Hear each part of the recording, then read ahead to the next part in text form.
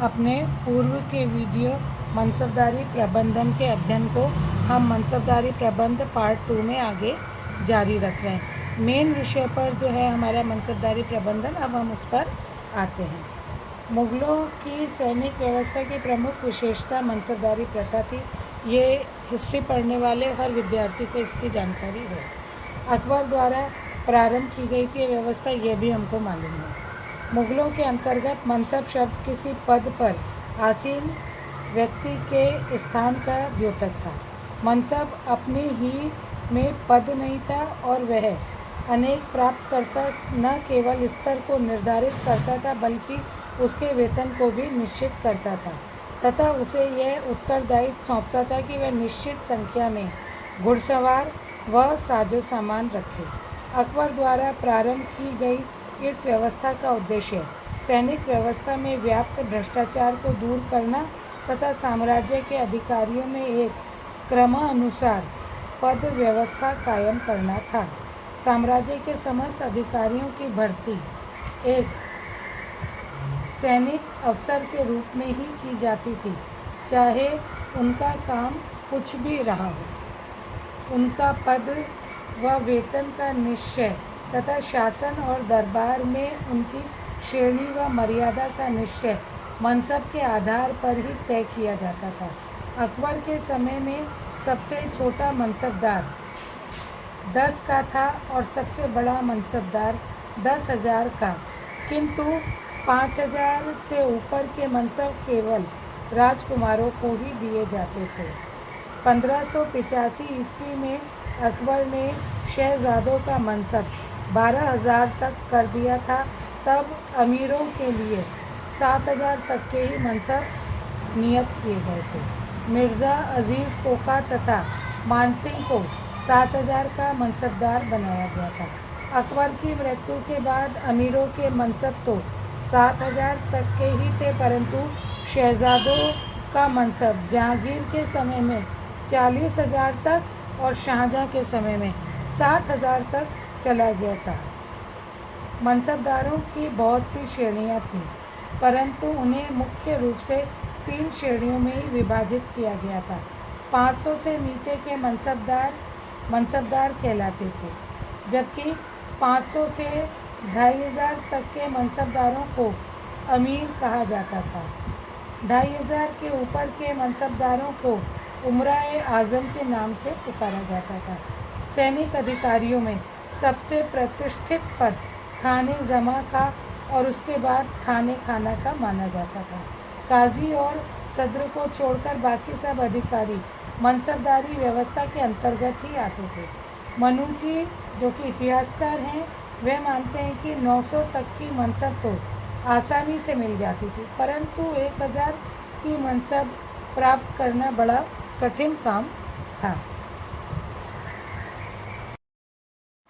अब हम मनसबदार प्रबंधन में ही देख लेते हैं जात और सवार का पद क्या था और ये कैसे व्यवस्थित किया गया था, ये देख लेते हैं।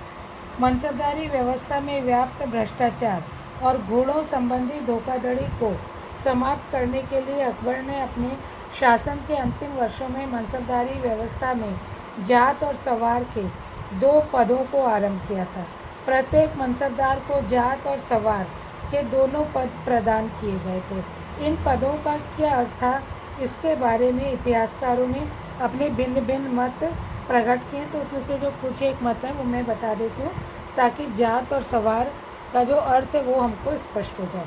जैसे कि इतिहासकार डॉक्टर एम अतर अली के अनुसार जात शब्द लागू वेतनमान के अनुसार वेतन को इंगित करने के साथ अधिकारी वर्ग में मनसबदार को निश्चित स्थान पर रखता था, जबकि सवार पद इसका निर्धारण करता था। मनसबदार को कितने घुड़सवार और घोड़े रखने पड़ेंगे। जैसे इतिहासकार ब्लॉगमैन ने बताया कि जात का तात्पर्य सैनिकों की उस निश्चित संख्या से था जो मनसबदारों को रखनी पड़ती थी, और सवार का आशय घुड़सवारों की निश्चित संख्या से था। इसके विपरीत इतिहासकार विलियम इरविन का मत है कि जात से घुड़सवारों की संख्या का आशय प्रकट होता था और सवार से अतिरिक्त प्रतिष्ठा का पद प्राप्त होता था। इस तरह से यह देखा गया है कि अलग अलग इतिहासकारों ने इसकी अलग अलग व्याख्या की है जात और सवार शब्द की।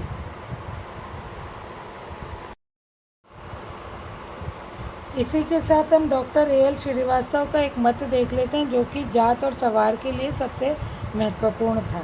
उनका मानना है कि मनसबदारी प्रथा की स्थापना के कई वर्ष बाद भी मनसबदार अपने मनसब के अनुसार निर्धारित संख्या में घुड़सवार नहीं रख पाते थे और न ही निरीक्षण के लिए उन्हें प्रस्तुत करने में सक्षम थे।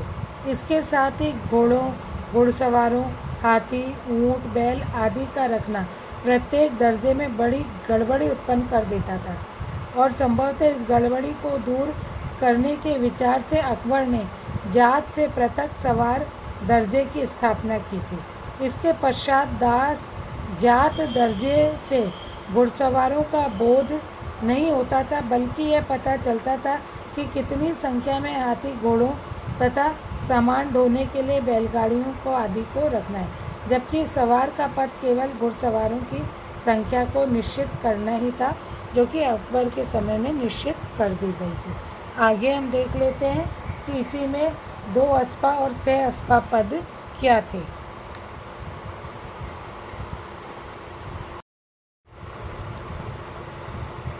अब इसमें हम देख लेते हैं 2 अस्पा 6 अस्पा पद क्या थे मनसबदारी प्रबंधन में। जहांगीर ने अकबर द्वारा स्थापित मनसबदारी प्रथा के आधारभूत तत्वों को कायम रखा था, परंतु अपने शासनकाल में मनसबदारी प्रथा में एक महत्वपूर्ण परिवर्तन किया था। वह था 2 अस्पा 6 अस्पा का प्रचलन। 2 अस्पा 6 अस्पा का शाब्दिक अर्थ 2 घुड़सवार व 3 घुड़सवार था, किंतु 2 अस्पा 6 अस्पा जब एक साथ प्रयोग किया जाता था तो उसका अर्थ हो जाता था सवारों की दुगनी संख्या से होता था।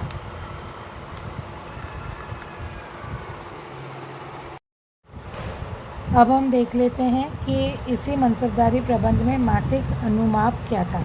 शाहजहाँ के शासनकाल में मनसबदारी प्रथा में मासिक अनुमाप या मंथ स्केल का समावेश हुआ था। डॉक्टर अतर अली मानते हैं कि इसे आरंभ करने का मुख्य कारण यह था कि जागीर की सरकार द्वारा निर्धारित जमा तथा जागीर से वास्तव में वसूल की गई लगान की रकम में अंतर का हो जाना था। इस प्रकार जब एक मनसबदार को एक जागीर मिलती थी जिसकी जमा सरकारी दस्तावेज़ों में उसके वार्षिक वेतन के बराबर होती थी, परंतु वास्तव में उसकी हासिल उसके वेतन का आधा अथवा चौथाई होती थी, ऐसी स्थिति में उसकी जागीर को छमाही या तिमाही कहा जाता था। इस प्रकार किसी भी जागीर की हासिल जमा से बहुत कम होती थी और उसकी जागीर मंथ स्केल के हिसाब से कर दी जाती थी।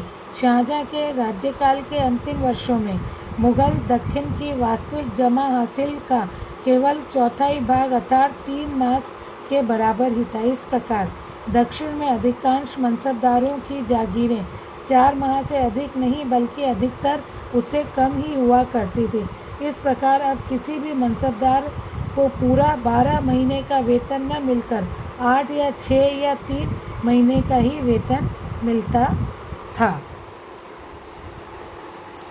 इसी के साथ जो हमारा मनसबदारी प्रबंधन है उसका जो ये द्वितीय भाग है यहाँ आकर के समाप्त होता है।